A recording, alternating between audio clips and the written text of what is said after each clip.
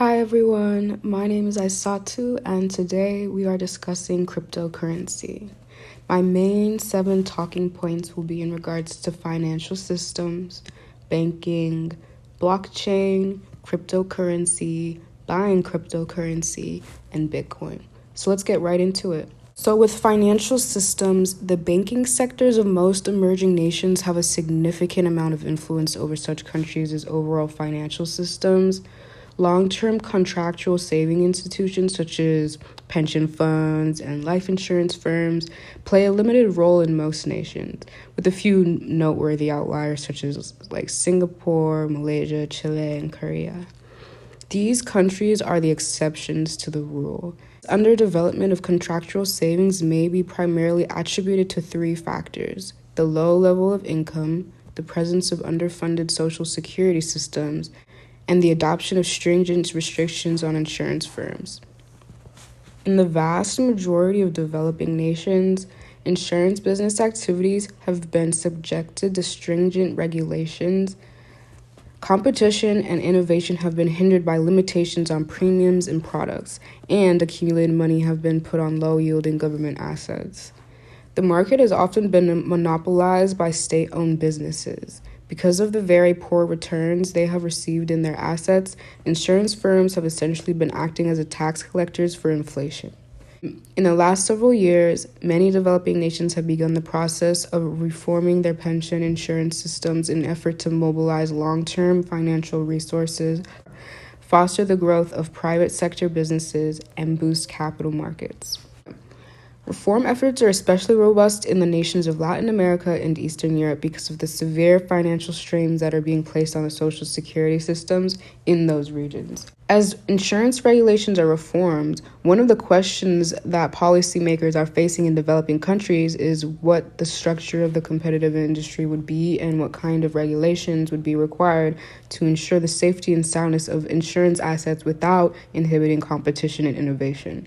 This is one of the questions that policymakers in developed countries are also facing. In contrast to the banking industry, which enjoys widespread international agreement on the significance of prudential regulations and the various forms they can take, the insurance industry continues to be characterized by significant differences in regulatory philosophy, even among developed nations. The current report, which gives an overview of the structure, performance, and regulation of the U.S. life insurance sector, was commissioned from Kenneth M. Wright, a former director of the American Council of Life Insurance. Even though the life insurance sector in the United States is very complicated, it is anticipated that emerging nations may learn something from its amazing history of innovation, as well as the way it addresses problems in market structure, solvency regulation, and insurance taxes. Moving on to banking. Consumers no longer need to visit a banking office in order to accomplish the majority of their fundamental financial transactions thanks to internet banking. They may accomplish all of this at their own leisure and from any location they want, whether it's at home, at work, or on the road. It is necessary to have a computer or other device, an internet connection, and a bank or debit card in order to conduct online banking transactions. Customers must first sign up for the online banking service offered by their financial institution in order to use the service. They must first complete the registration process. Once that is completed, they will be able to utilize the service to conduct all of their financial transactions. The types of banking transactions that may be completed online differ from institution to institution. Most banks provide basic services such as money transfers and bill payments, which are available to almost everyone. Customers may also create new accounts and apply for credit cards using online banking websites offered by certain financial institutions. Ordering checks, placing top payments on checks, and reporting a change of address are all examples of additional functions. The convenience of internet banking is a significant benefit. Basic banking operations such as paying bills and moving cash between accounts may be completed quickly and conveniently 24 hours a day, 7 days a week, from any location a customer desires. Online banking is a convenient and time-saving option. Funds may be moved between accounts in a matter of seconds, particularly if the accounts are kept in the same financial institution. Consumers may create and terminate a variety of various accounts online, ranging from fixed deposit accounts to recurring deposit accounts, the latter of which often provide greater interest rates than fixed deposit accounts. Consumers may also maintain a tight eye on their accounts on a regular basis, which will help them to keep their accounts secure. The ability to access banking information at any time of day or night allows for earlier discovery of fraudulent behavior, so preventing financial harm or loss. Online banking has a number of disadvantages. For a first-time online banking user, utilizing systems for the first time may offer difficulties that prohibit transactions from being performed, which is why some customers prefer face-to-face transactions with the teller instead of using an online banking system. The use of online banking is ineffective when a consumer requires access to huge sums of money. While he may be able to withdraw a certain amount from an ATM, which most cards have a limit, he will still be required to visit a branch in order to get the remaining funds. Despite the fact that online banking security is constantly improving, such accounts may remain susceptible when it comes to being hacked by other parties. It is recommended that consumers utilize their own data plans rather than public Wi-Fi networks while doing online banking transactions in order to avoid illegal access. Furthermore, internet banking is reliant on a stable internet connection to function properly. Connection problems may occur from time to time, making it difficult to identify whether or not financial transactions have been properly completed. Some financial institutions only do business online with no physical branches. These financial institutions provide customer assistance by phone, email, or online chat. Nowadays, with the widespread availability of Wi-Fi and 5G networks, mobile banking is becoming more popular. It is also possible to do the task on a desktop computer. These banks may not allow direct access to automated teller machines, also known as ATMs, but they will make preparations for users to utilize ATMs at other financial institutions and retail establishments if available. Because of the lower administrative expenses involved with not having physical branches, internet banks are often able to provide customers with considerable discounts on banking fees. In addition, they provide greater interest rates on their accounts. Moving on to blockchain. When it comes to blockchain, Abadi and Brennermeyer explained that no ledger can meet all three ideal features of the record-keeping system at the same time: accuracy, decentralization, and cost efficiency. They call this the blockchain trilemma. However, a blockchain is more efficient than a conventional ledger that is controlled by a central authority. A blockchain may be implemented in a variety of ways, but the majority of them have many characteristics in common. Dispersed network offers a certain amount of protection since it is unusual that an attack would be initiated on every copy of the three databases at the same time. Distributed databases are not a novel concept, and the vast majority of distributed databases are not actual cryptocurrency blockchains. The structure of a standard distributed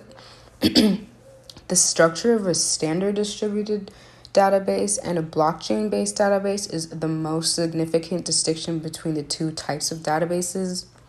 A blockchain is made up of subsheets of data, each of which is referred to as a block.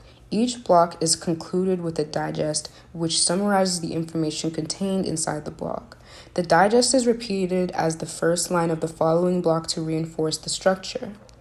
If any modifications are made to the content of the historical block, the digest for that block will change, and the first line of the following block will not match the digest for that block. When the network identifies an inconsistency of this kind, it disregards the corrupted block and replaces it with the original block in question. A cryptographic hashing algorithm is used to construct the digest that appears at the end of one block and at the beginning of the next. A block explorer, which is a website that records all of the information contained inside a blockchain and displays it in an understandable fashion, is an extremely important tool for anybody who uses blockchain technology. It serves as a search engine for a certain blockchain, enabling users to authenticate transactions and examine the current state of the network from one place. The majority of blockchains are transparent, which means that all the details of each transaction are broadcasted and recorded publicly, and the related information can be searched using a block explorer. Investors and traders can check to see that the transactions have been completed and finished. Government authorities may audit and validate provided data, and law enforcement can track the flow of cash. Additionally, block explorers may be utilized by anyone in order to have a better understanding of the extent to which how blockchains are being used. Moving on to cryptocurrency explained. Using the alias Satoshi Nakamoto, an anonymous author published a white paper in 2008 detailing an implementation of a digital currency known as Bitcoin, of blockchain technology. Today, more than 10 years after the invention of blockchain technology, hundreds of cryptocurrencies and uncountable additional applications are widely accessible. In many conventional financial activities, the emergence of cryptocurrency constitutes an existential danger threatening their very existence. Cryptocurrencies operate on a peer-to-peer network, so that eliminates the need for the middleman, which in this context is financial institutions. Given the fact that over 2 billion people remain unbanked, there is a potential for a revolution in financial inclusion to occur within the use of smartphone and the internet. The technology, on the other hand, is capable of far more than just delivering financial services to the unbanked. It has a potential to provide low-cost, secure, and near instantaneous transactions, allowing billions of individuals to participate in the world of online commerce, paying for and receiving payments for products and services outside of the conventional banking and credit card institution, outside of letting billions of individuals participate in the world of online commerce, paying for and receiving payments for products and services outside of the conventional banking and credit card infrastructures. Transactions using cryptocurrencies have the potential to allow micropayments in near real time. Credit cards are not intended to be used for small transactions, such as downloading a one-set goods or service from the internet, among other things. It is the promise of cryptocurrency systems that they would make micropayments frictionless and that they will enable companies to provide real-time pay-per-use consumption of their goods, such as video, music, and other media, mobile phone service, utilities, and so on. An open-source peer-to-peer digital network like Bitcoin may be conceived of as a decentralized, autonomous organization, also known as DAO, which enforces the rules that have been established for it. Rather than relying on the integrity of human participants, the money supply of this DAO is determined by an algorithmic rule, and the integrity of the network eliminates the need to rely on the integrity of human players.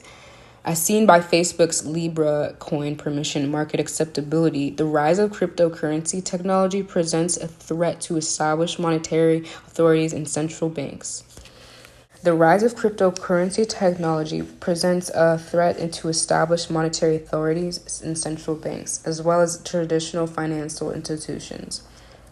Central banks are aware of this, and several have launched their own national cryptocurrency programs demonstrating their understanding. There are hazards associated with technology, as there are with any new technology. Concerns have been raised about the anonymous character of transactions in the certain cryptocurrencies, which might enable criminals to conduct unlawful business or worse, represent a larger danger to our society and institutions in the still developing cryptocurrency sector.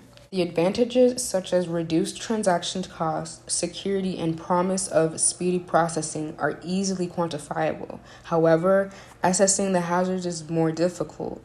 Any new technology might entail dangers. In contrast to many other marketplaces, cryptocurrency has an abundance of publicly accessible and open data that is suitable for empirical inquiry.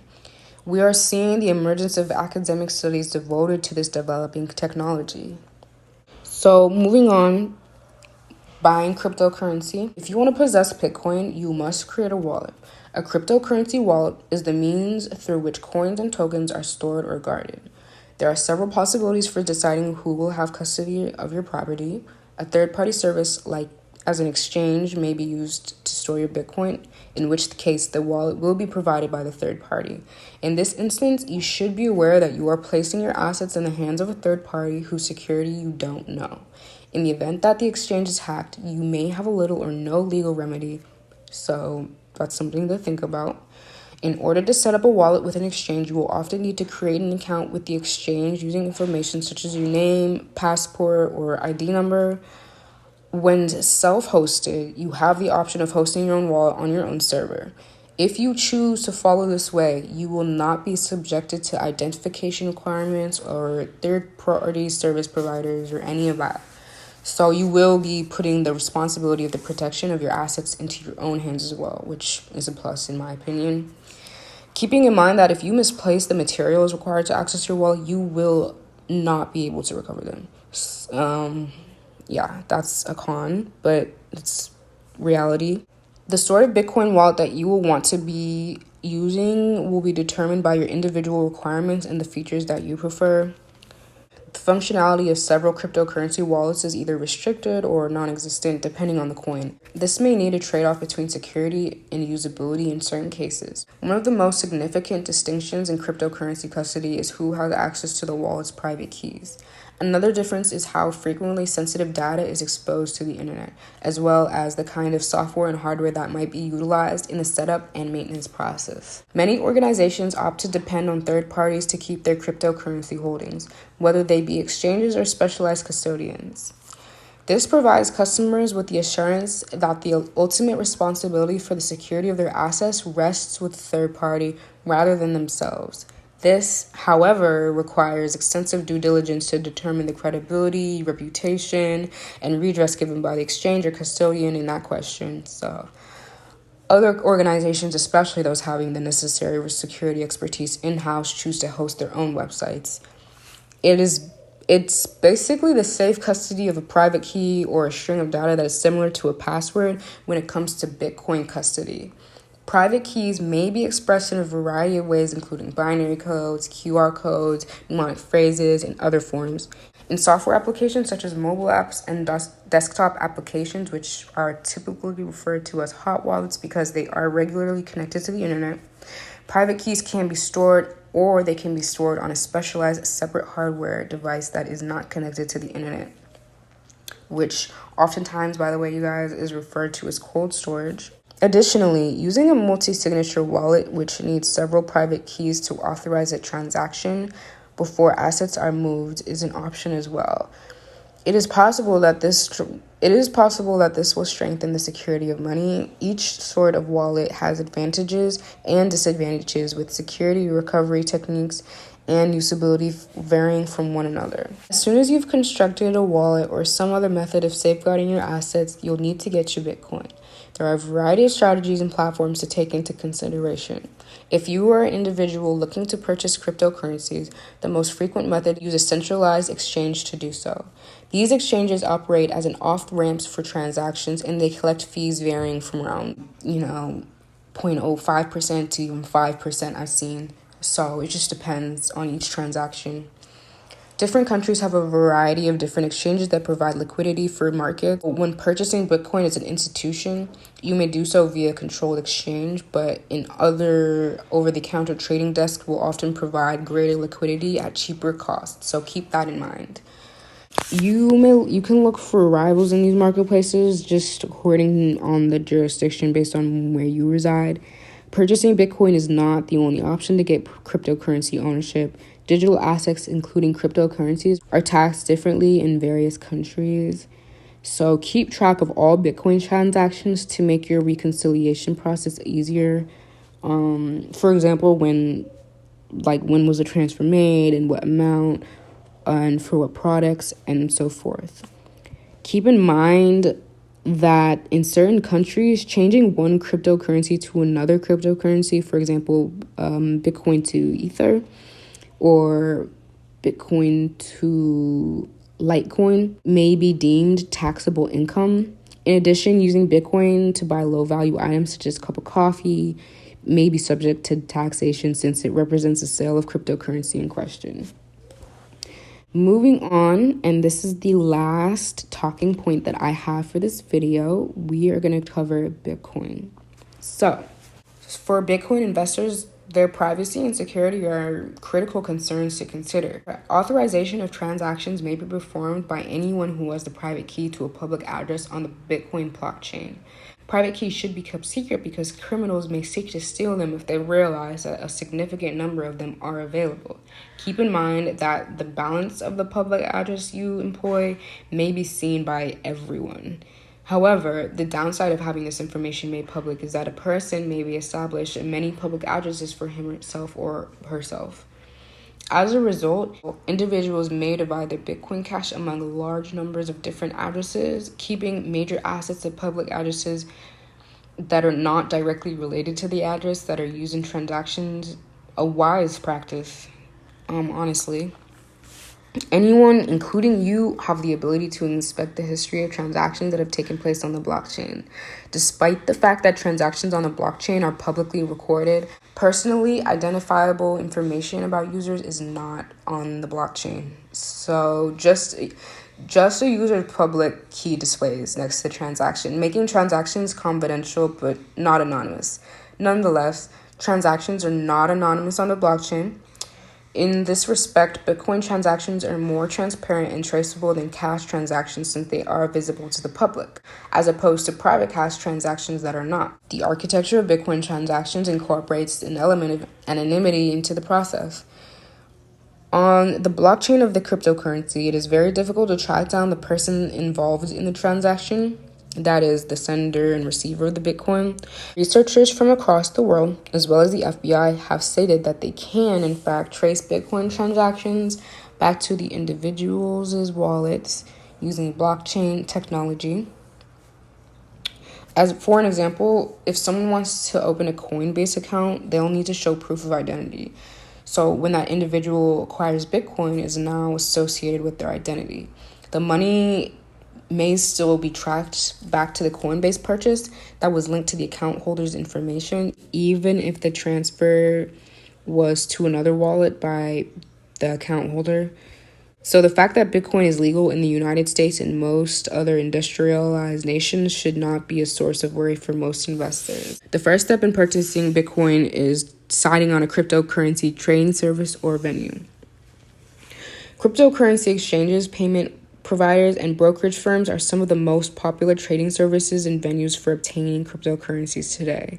Cryptocurrency exchanges are some of the most handy alternatives out of the bunch since they provide a wide range of functions and a greater number of cryptocurrencies for trading.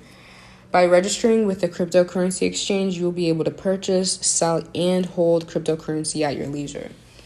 Usage of an exchange that enables customers to withdraw cryptocurrency into their own personal online wallet for protection is considered best practiced in most situations. There are many different kinds of cryptocurrency exchanges. Some exchanges enable users to remain anonymous and do not force them to provide personal information, since Bitcoin ethos is based on decentralization and individual sovereignty.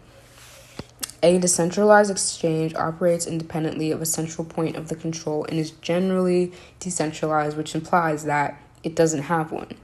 However, although such systems can be used for criminal reasons, they can also be used to deliver services to the unbanked people of the globe.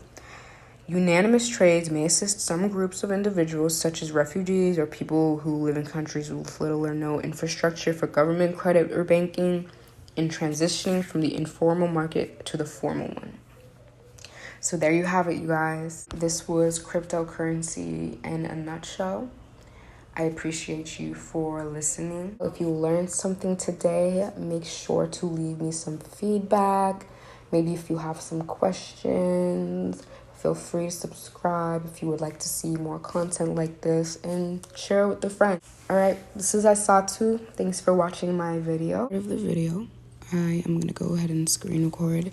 And the point of this is I'm going to show you the two sites that I do use to monitor my cryptocurrency. So I use Coinbase and I use Binance. So we're going to go ahead and start it with Binance. I'm going to go really slow so you can go with yourself at your own pace and just read over all the details on these websites. I'm going into a lot of depth and going to be showing you things like different jobs that they have, affiliate marketing, how to contact them, really just going in depth over all of the resources that are found on the websites that I personally use. And the reason that I chose these two were just because these are what I'm most familiar with. based off of my research, so I felt comfortable enough to share it with you guys. So here we are on Binance, and this is the About page. And I'm not going to be talking too much because, like I said, I wanted to let you read. I'm going to scroll pretty slow so that, you'll be able to read at your own pace. I think that it's really important, though, when looking at these websites to really look into who you're investing with. So on this About page, it gives you a lot of detail to invest in a site that, doesn't really have, or I can't really contact them well, or, it's just not really giving me much information about who they are or how I can contact them. You want to feel involved in the people you're investing with and the business you're investing with, and you don't really want to feel like, you're just sitting on the other side of the tracks. And so here is a list of different jobs. I just thought this was really, really cool. As you can see, they are hiring for a plethora of different positions at the moment. So I would definitely go ahead and take a look at some of these and look at the application requirements. I did not look too much into depth just because, like I said, I wanted this to be more for you guys to, at your own leisure, go ahead and dive into these different websites and see what they have to offer. So for the rest of this video, I might pop in here and there to say hi and just kind of give a brief summary of what I'm doing and give some background to the context of the video. But from the most part, moving forward, I will just go ahead and let you guys read and get a brief idea what these websites are. All right, see you guys soon.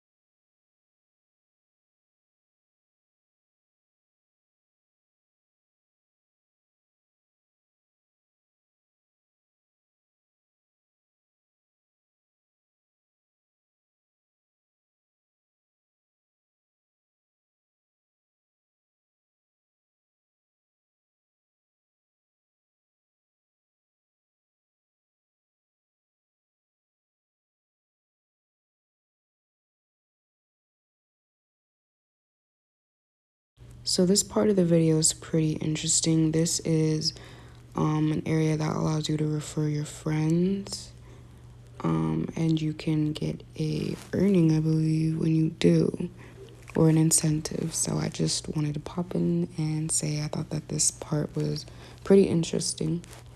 So yeah, it says earn $10 when you refer a friend. And then this was the affiliate program. So if you've ever heard of affiliate marketing, it's a form of passive or active income, just depending on where you are in it. But generally, it's supposed to be a form of passive income. And this is something you should definitely check out, just even outside of cryptocurrency, affiliate marketing. It's a bit saturated, but I feel like if you want to do it, you can do it.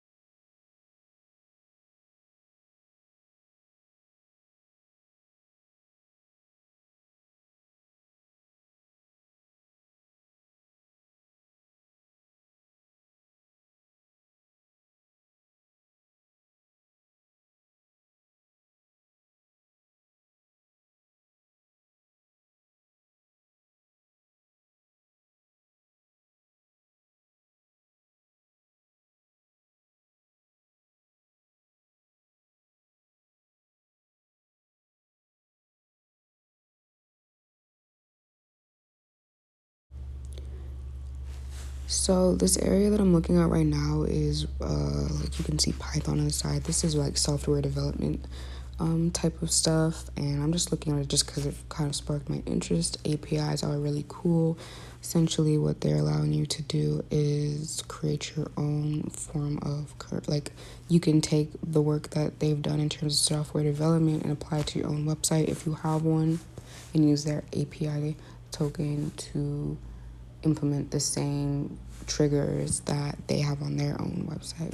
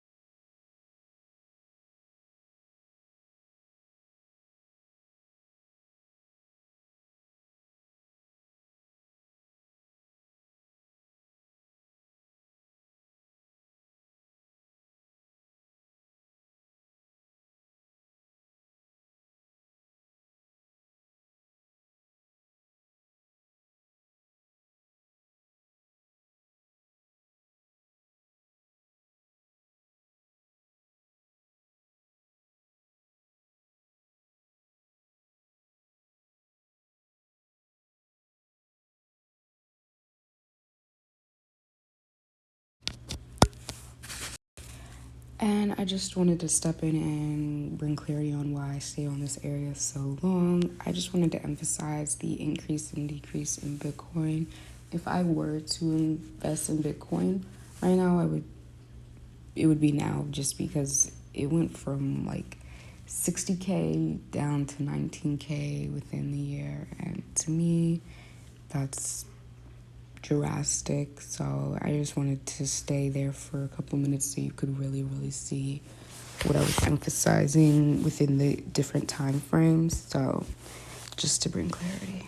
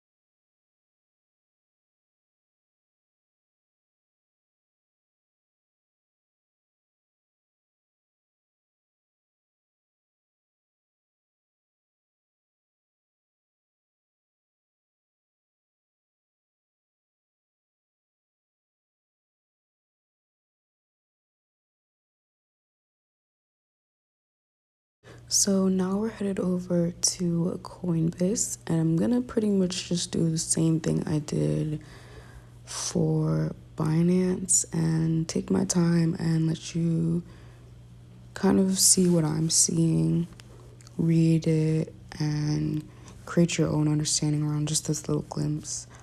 And I will also have a description.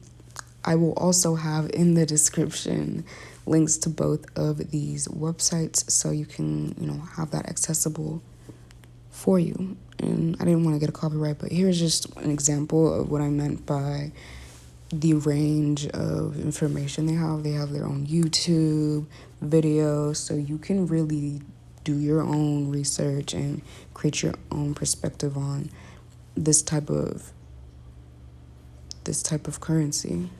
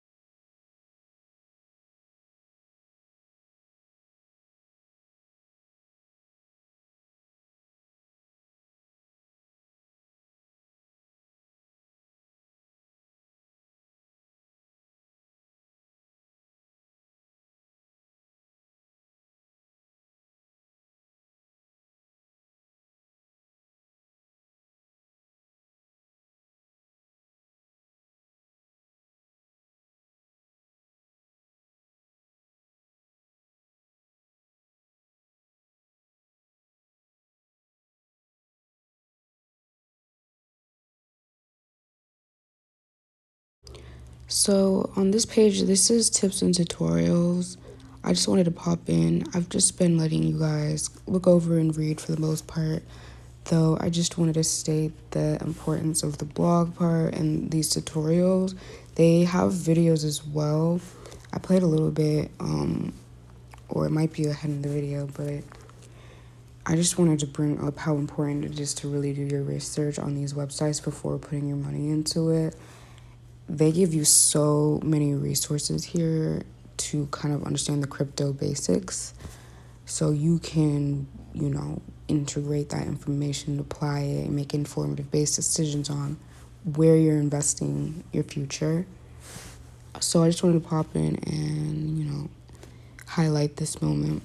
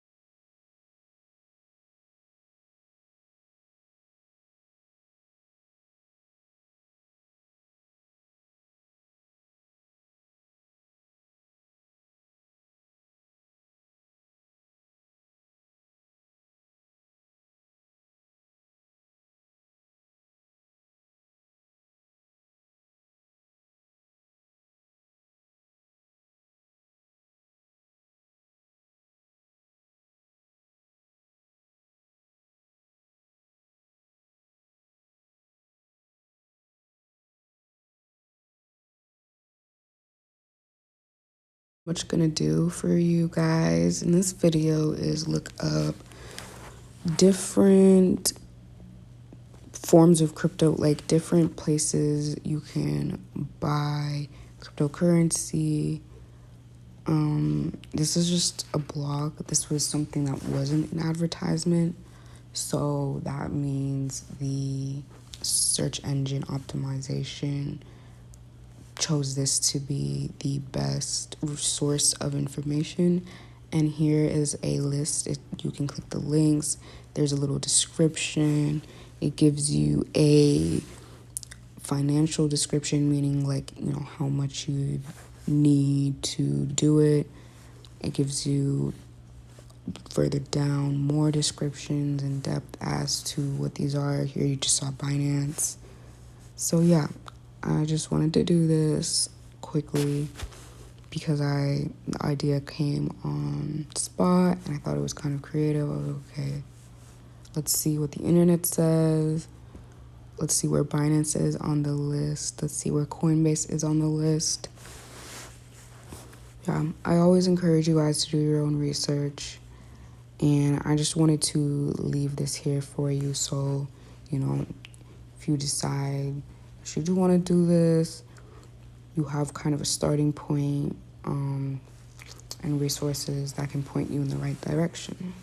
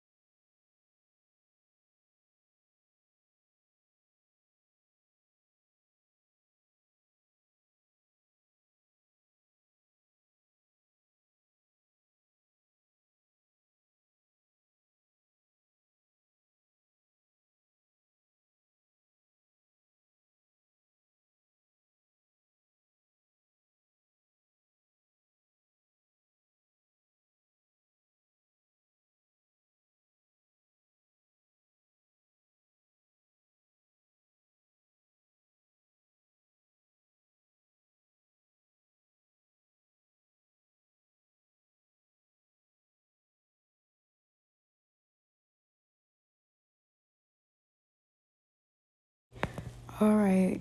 I really, really appreciate you for listening and watching. This video is coming to an end now, but I will be posting consistently. So if this is something you enjoy watching, I always appreciate feedback, constructive criticism. But until next time, I will see you guys and thank you. Your support is always appreciated. Again, my name is Isatu, and I'll see you guys next time. Bye bye.